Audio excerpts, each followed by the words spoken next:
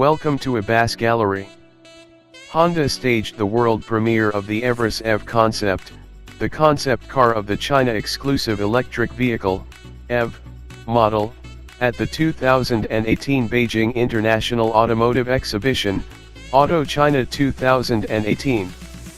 The Everest EV concept is a concept model for the first mass-production EV model Honda will introduce exclusively in China, which is currently being developed jointly by Honda Motor China Technology Co., Limited and GAC Honda Automobile Co., Ltd.